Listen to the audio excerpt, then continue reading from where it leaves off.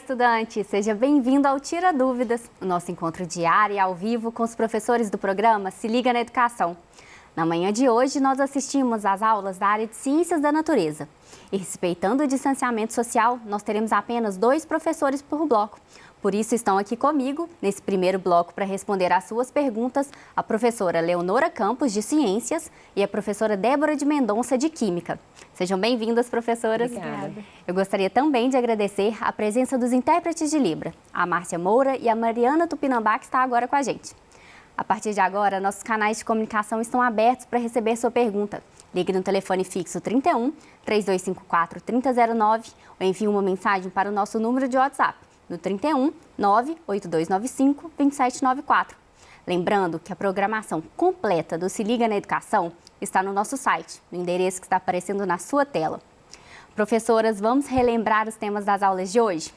Vamos com a professora Leonora. Quais foram os conteúdos abordados hoje pela manhã em Ciências? Bom dia! Hoje nós tivemos aulas no 4º ano e nós abordamos aí misturas. Fizemos vários experimentos mostrando aí vários tipos de misturas. Explicamos aí o que é mistura, o que dá para perceber em uma mistura, o que dá para a gente observar antes, as características dos ingredientes antes de misturado e depois. Fizemos aí muitas misturas hoje na aula. No 5º ano, nós trabalhamos sobre as propriedades dos materiais e abordamos aí a densidade. Também fizemos experimentos mostrando aí por que o corpo flutua, por que afundam, por que o barco não afunda. Fizemos muitos experimentos, Bruna, foi ótimo. E no 6º ano, a gente trabalhou hoje sobre a ciência na atualidade. Abordamos aí o conhecimento científico, o senso comum, falamos da importância aí do conhecimento científico para nós, para a nossa vida, para a sociedade. Muito interessante também. Queria aproveitar aqui nessa oportunidade e lembrar que nós temos pessoas que assistem às nossas aulas, não só crianças, não só alunos, não só professores, mas nós temos assim, uma gama de pessoas aí que assistem, que tem dado um retorno muito bom das aulas. Inclusive, eu quero falar aí da Irene de Oliveira Ribeiro. Ela tem 72 anos, ela assiste às aulas e ama os experimentos que é feito. E também a Irene daqui de Belo Horizonte. A Juraci de Souza Marques de Macedo, ela tem 63 anos, ela mora em São José da Lapa e ela assiste às aulas e ama os experimentos, diz que está aprendendo muito com as aulas. E por que eu trouxe essas pessoas aqui para dar ênfase nesse retorno que elas dão? Porque nós trabalhamos hoje nas aulas de ciência o senso comum, a importância desse conhecimento cotidiano e valorizar essas avós que assistem aí às aulas com os netos, os pais que assistem com os filhos e essas pessoas que têm assistido e mostrar que realmente o conhecimento ele não está pronto, ele não está acabado, ele constrói a cada dia e nós estamos construindo juntos o conhecimento. Então, agradeço aí a Irene, a Juraci, que estão assistindo às aulas. A minha mãe tem 87 anos, também assiste às aulas lá na cidade de Caraí. E é muito bom esse retorno dessas pessoas. Muito legal, né? Agora vamos lembrar as aulas da professora Débora de Química. Hoje de manhã, quais foram os conteúdos, professora? Bom dia, alunos. Então, hoje nós trabalhamos com o 1º ano do ensino médio os modelos atômicos. Então, eu falei rapidamente o que é um modelo. No modelo científico, né? Porque é muito comum a gente usar termos do nosso cotidiano, mas no contexto científico ele tem um conceito diferente. Então, modelos químicos, eu expliquei o que seria um modelo científico e expliquei 2 modelos atômicos, né? Historicamente, o modelo de Dalton, como que surgiu, quais foram as suas características e o que ficou faltando nesse modelo que levou, então, à construção de um 2º modelo, que foi o modelo de Thomson. E no 3º ano nós trabalhamos com a primeira semana do PET, volume 3, com as funções oxigenadas. Então nós demos início com a função de álcool, trabalhamos um pouco sobre o etanol, o metanol e também falamos sobre o enol e o fenol, que são outras funções que também carregam em si a hidroxila, né, que é o grupo funcional presente ali na função orgânica do álcool. Muito obrigada. A gente já vai começar com uma pergunta de um aluno que enviou para a gente pelo WhatsApp. Então, não esqueça, você pode mandar sua pergunta para a gente pelo telefone fixo ou pelo nosso WhatsApp, ok? Nossa pergunta chegou do Adrian Gomes, da Escola Estadual Sinhá Borges, em Sacramento. O Adrian está no 9º ano. A pergunta é a seguinte: por que quando vamos fazer exame de raio-x, devemos ter cuidado, professora? Bom, boa pergunta, né? Acho que quase todas as pessoas já passaram aí de fazer o exame de raio-x. E hoje a gente trabalhou muito esse conhecimento científico e falamos aí os avanços da ciência na medicina, na agricultura, na indústria. E eu comentei aí a importância do raio-x, que foi uma descoberta assim, fundamental na medicina. E a partir do raio-x, muitos outros exames, né, de acordo com a tecnologia, foram surgindo. Mas ele quer saber do raio-x, quais os cuidados que a gente deve tomar.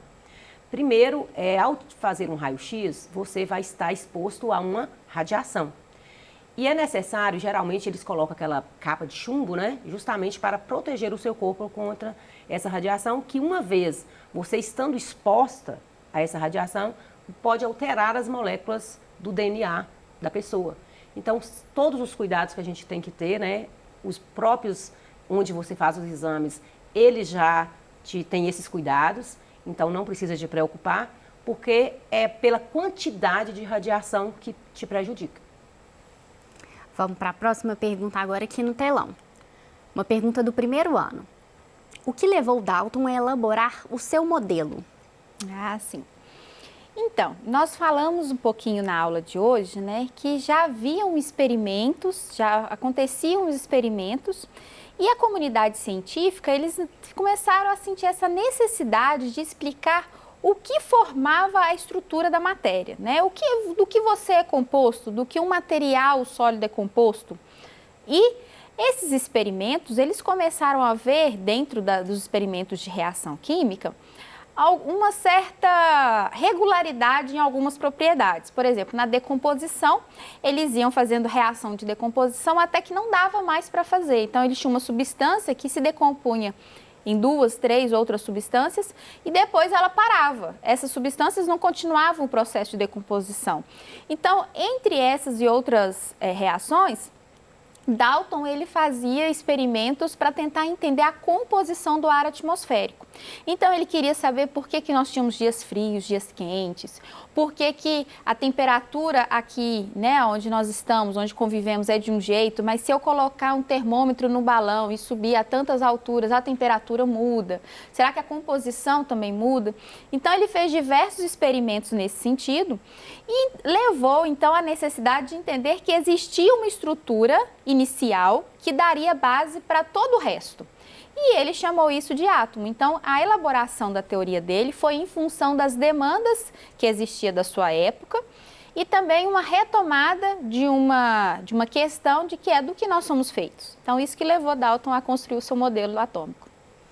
Vamos agora para a nossa próxima pergunta, uma pergunta de 6º ano. Qual a influência da ciência para a comunicação entre as pessoas? Muito boa pergunta e, na verdade, a gente trouxe na aula, né, esses avanços científicos e tecnológicos e mostramos lá o quanto é importante a ciência aí no dia a dia. E a ciência ela interfere na nossa vida como um todo. E na comunicação não é diferente. Se a gente for pensar aí como as pessoas comunicavam há milhares de anos atrás, ou às vezes não milhares, mas às vezes até pouco tempo atrás, usavam muito a carta, né? Só que essa carta, dependendo da distância, ela demoraria meses, dias, meses para chegar. Depois veio aí o telégrafo, né? E hoje nós temos aí, em tempo recorde, em tempo real, as informações, as notícias, né? Os acontecimentos chegando até nós. Então, a ciência, ela é fundamental aí nesse processo aí de comunicação entre as pessoas.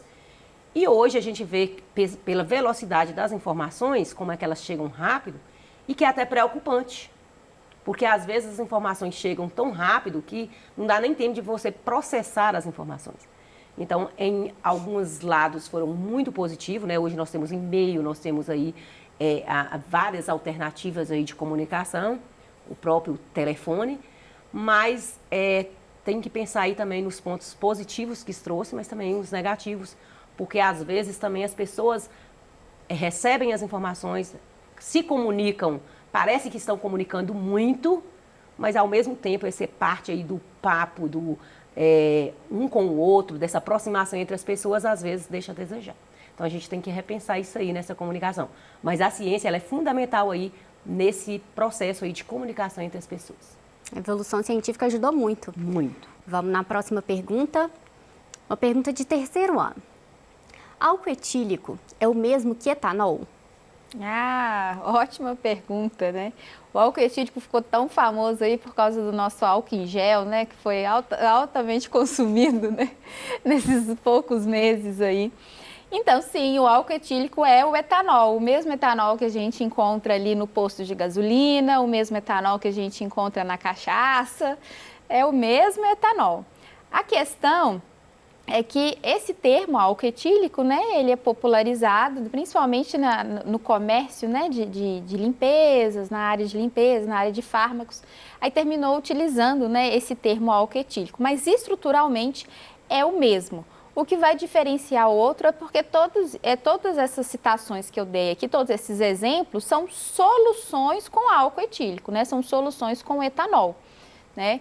Por exemplo, no posto de gasolina vai ter um tipo de mistura que é diferente da mistura que está no álcool que você usa para limpar a bancada, para limpar uma mão, que é diferente da solução que está, por exemplo, na cachaça, na aguardente. Então, mas estruturalmente o álcool é o mesmo. Muito obrigada, professora. Vamos para a próxima pergunta? Uma pergunta do 5º ano. Por que há objetos que afundam e outros que flutuam na água? Legal, né? Hoje trabalhamos aí as propriedades dos materiais na aula do 5º ano e a gente trouxe, demos o foco aí na densidade e a gente sabe que a densidade ela, né, é a causa principal dos objetos flutuarem ou afundarem na água. E a gente abordou aqui a forma dos objetos, a gente falou da constituição mesmo do objeto e a gente falou também dessa relação aí que tem entre a massa e o volume. Então, um objeto ele pode afundar ou flutuar dependendo da constituição do material, dependendo da forma dele e dependendo também da sua densidade.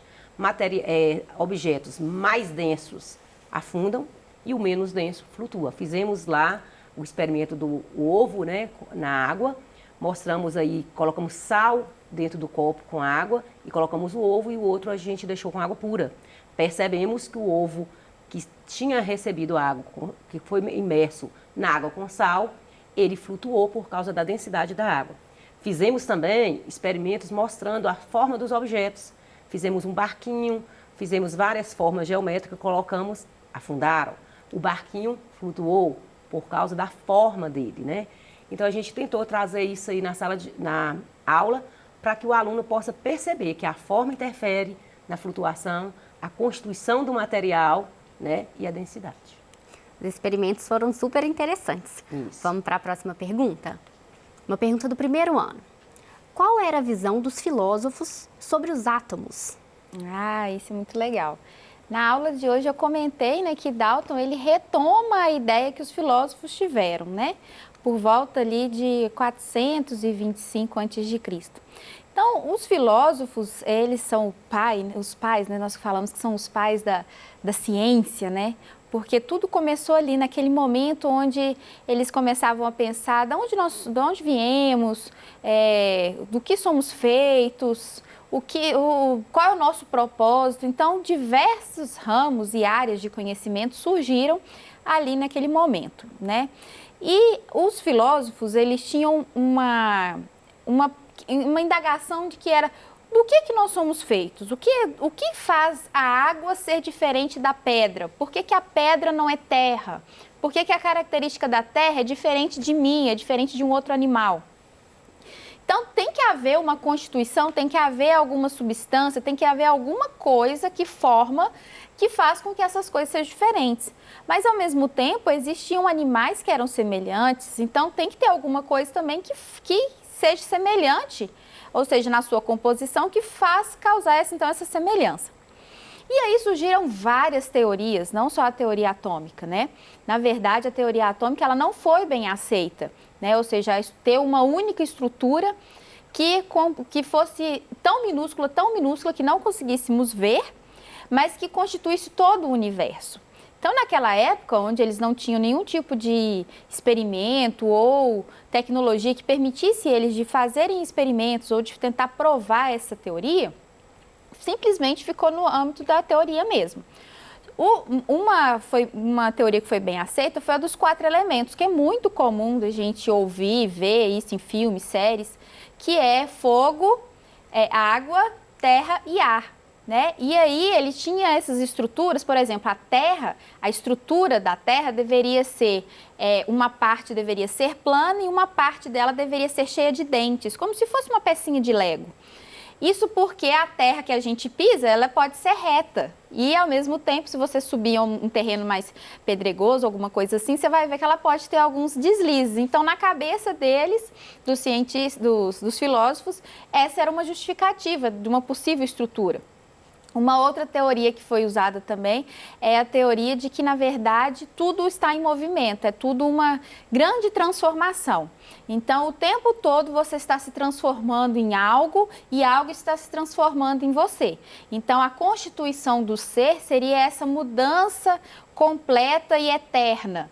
Então, ou seja, os filósofos eles tinham várias teorias para tentar justificar, né, para tentar explicar do que nós éramos feitos. Então, essas são apenas algumas aqui que eu citei. Super interessantes. Né? Vamos para a próxima pergunta? Uma pergunta de 4º ano.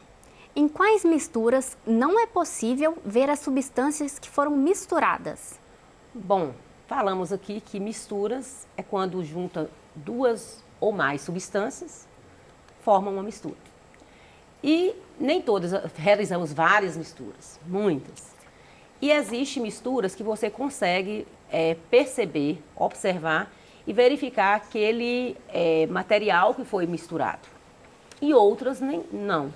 Por exemplo, nós colocamos a água e colocamos o sal e dissolvemos, né, o sal.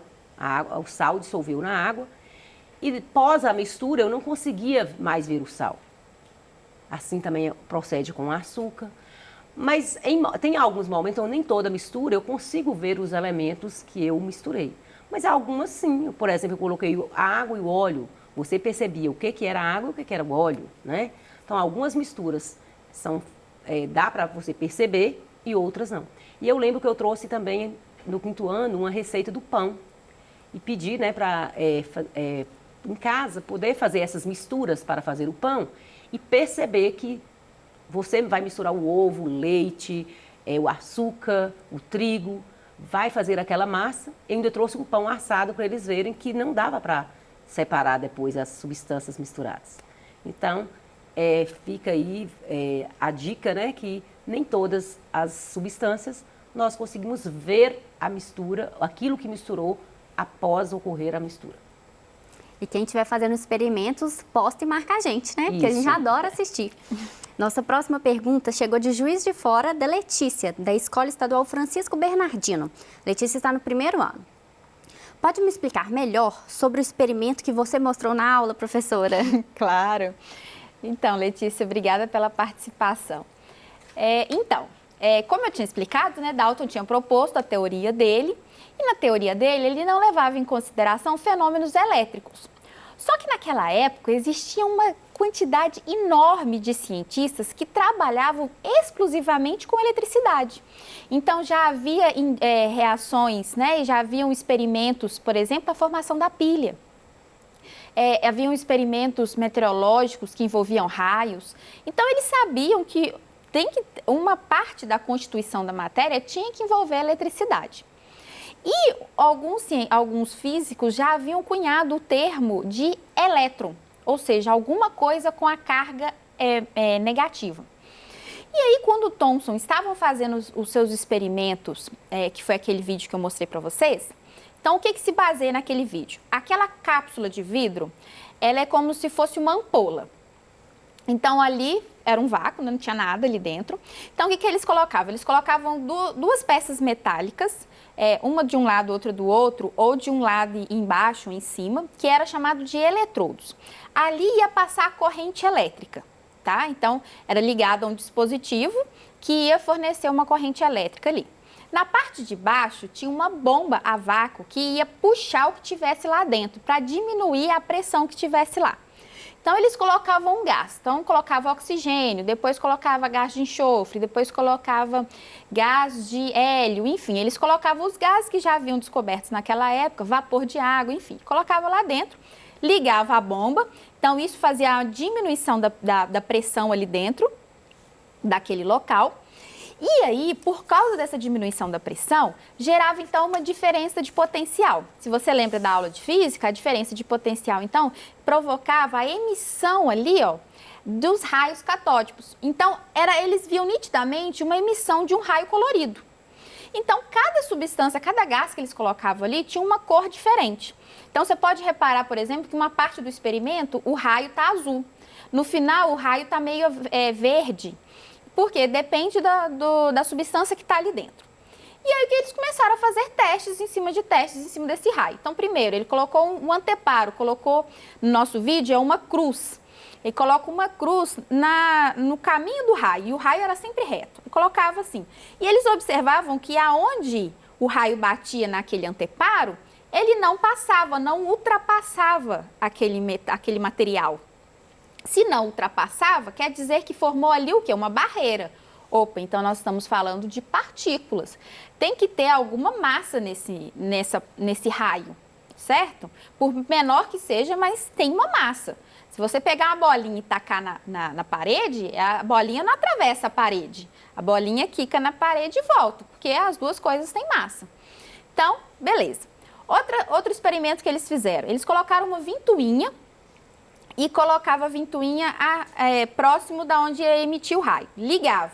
O raio fazia com que essa ventoinha rodasse para o outro lado. Outro indicativo que havia o quê? Massa ali dentro, que o raio era capaz de fazer uma ventoinha rodar, como se fosse um catavento. Fazia ele ficar rodando. E ainda, o que eles fizeram? Naquele raio ali, eles colocavam uma barra eletricamente carregada negativamente, ou seja, eles já sabiam, né, por atrito e tudo mais, que eles faziam uma carga de propósito negativa e aproximava do raio. E aí é o final do vídeo, quando você vê o raio o quê? Afastando. Lembra que cargas opostas se atraem e cargas semelhantes se afastam? Ou seja, tem uma... Como é que fala? Se repelem. Se repelem, isso. Obrigada, Bruna. Então, é exatamente isso. Então, o que ele fez? Ele descobriu que aqueles raios catódicos se tratavam de quê? De estruturas tão pequenas, que ele chamou de elétrons e que deveriam fazer parte do quê? Da estrutura de qualquer coisa, porque fazia parte da estrutura do gás. Então, ele chamou isso, então, de elétrons. E, na sua teoria, ele colocou que estavam incrustados, então, no átomo, que é aquele átomo que Dalton, da teoria de Dalton. Então, foi por causa desses experimentos que ele, então, usou a sua imaginação para poder explicar o que estava acontecendo ali. Muito obrigada, professora. Vamos ler nossa próxima pergunta agora? Uma pergunta do 5º ano. Por que o Mar Morto recebeu esse nome, professora? Conta pra gente. Hoje, né, quando a gente abordou sobre as propriedades físicas dos materiais, que a gente falou da densidade, a gente não poderia deixar de falar do Mar Morto, porque é um mar que tem uma grande quantidade de sal, chega a ser quase 10 vezes maior que do oceano, e devido à quantidade de sal não sobrevive seres vivos ali, por isso que é chamado Mar Morto.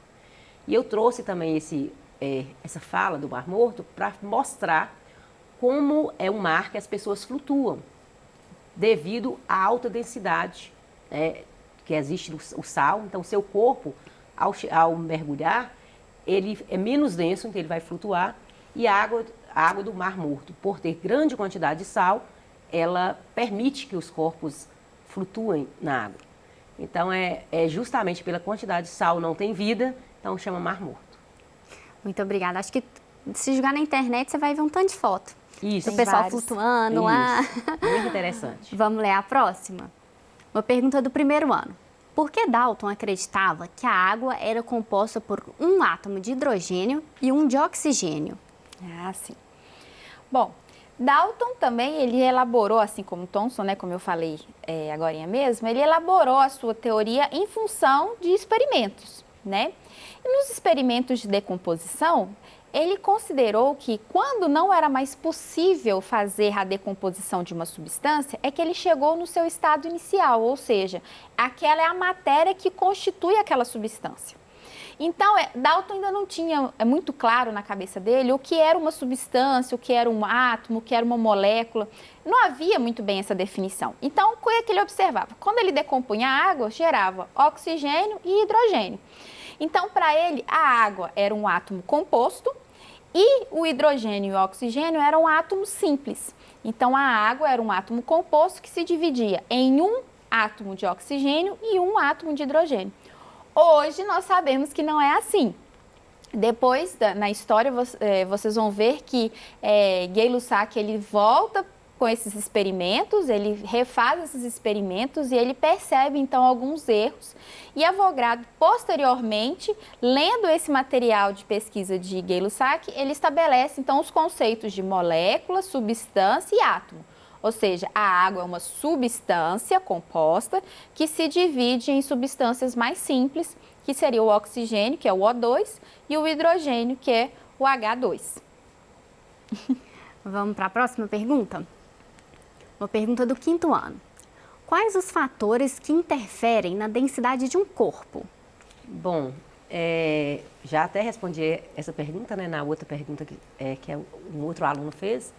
Na verdade, existem os fatores que interferem, né, que é a forma do objeto, é a constituição, né, do material e a densidade, né? Então, isso aí faz com que os corpos ou afundam ou flutuam na água. Então, a densidade, ela é a relação entre a massa e o volume de um corpo, e para um objeto tanto afundar ou flutuar, ele depende aí, né, da sua densidade, ele depende dessa relação entre a massa e o volume, como depende também da forma, da constituição mesmo do material.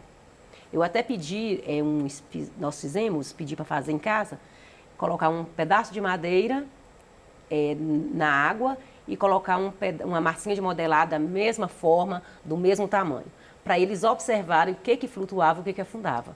Então, a madeira, né, por ser menos densa, ela ia flutuar, e a massinha de modelar, por ser mais densa, ia afundar. Vamos para a próxima pergunta? Uma pergunta do 5º ano. Qual a importância do conhecimento científico? Bom, nesse momento todos nós estamos falando aí do conhecimento científico. A Débora aí deu um show aí, né, falando dos filósofos, das teorias, né? Então, em todo momento nós estamos lidando com o conhecimento científico. E ele é muito importante aí para nós, né, para a nossa vida, porque a gente não consegue imaginar a nossa vida sem a ciência. E tá aí o momento que a gente está pensando aí é nessa pandemia. A gente quer uma resposta urgente da ciência. Então, a ciência, né, esse conhecimento científico, ele é fundamental. Ele é baseado na observação, no levantar a hipótese, na experimentação, na comprovação. Então, um conhecimento, para ser considerado científico, ele tem que passar por essa etapa de observar, de experimentar e de comprovar. Então, ele é fundamental na nossa vida, porque nós respiramos ciência, né, em todo momento, nós vivenciamos a ciência em todo momento na nossa vida, e ela é fundamental aí, os conhecimentos científicos na medicina, ela é fundamental aí na indústria, na agricultura, na nossa vida no geral. Só para complementar rapidinho, é tão interessante isso, porque pensa mais ou menos há 100 anos atrás, qual que era a estimativa de vida das pessoas? Né? Uma pessoa aí, às vezes, chegava a 30, 40 anos, o pessoal já achava o máximo, velho, né? já estava velho, já era considerado velho. Olha como a tecnologia nos permite viver mais. E isso desde os o pessoal fala tanto, né, da química, né, os produtos químicos. Mas é justamente o conservante que permite que você faça a compra na prateleira do supermercado, né? Então, existem toda essa influência na ciência que justamente permite que hoje nós tenhamos uma vida muito mais confortável, que permita com que a gente se vista com tecnologia, né? Os tecidos que nós usamos, as tinturas que são colocadas hoje nas roupas, né? Hoje eu falei também a gente fala sobre questão do cabelo e tudo mais, enfim. Então, tudo isso nos permite ter uma melhor condição de vida que faz com que a gente até viva mais, né? Quantas pessoas aí de 100 anos a gente não vê hoje em dia? A ciência, ela está presente em tudo, né? Não E é a mesmo? tecnologia junto, então... Agora chegou a hora de fazer um pequeno intervalo no nosso Tira Dúvidas de Ciências da Natureza, que no próximo bloco contará com a participação dos professores Bruno Galvão e Vinícius Braz. Agradeço a presença da Leonora e da Débora. E você, aproveite e participe também. Ligue no telefone fixo ou envie uma mensagem para o nosso WhatsApp. Até já!